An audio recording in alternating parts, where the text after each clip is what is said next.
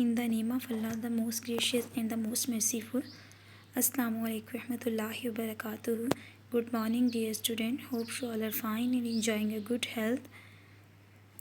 Pre-9 is time to your English lecture. So welcome to the Direction Group of School, which is the first STEM-based Islamic school system. Dear students, protect yourself and others from COVID-19. Today is 23rd April 2021 and day is Friday. Our chapter number 1 is the Savior of Mankind. Our topic of the discussion is in the previous lecture, the Savior of Mankind. We read the translation and the difficult word meanings. Open your book page number 2 and collect all the tools that are necessary for your lecture.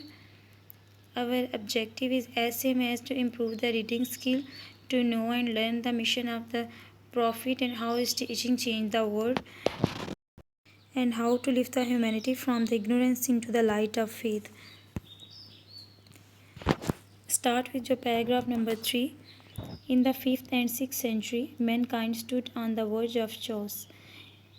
It seemed that civilization, which had taken 5,000 years to grow, had started crumbling. At this point in time, Allah Almighty raised a prophet from among themselves who was go lift the humanity from their ignorance into the light of faith.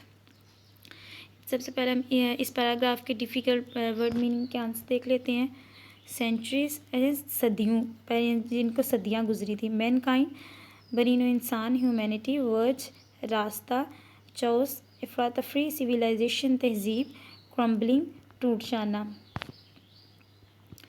कहते हैं in the 5th and 6th century, 5वीं और 6ठी सदी में mankind stood on the verge of chaos, no इंसानियत तबाही के दहाने पर खड़ी थी.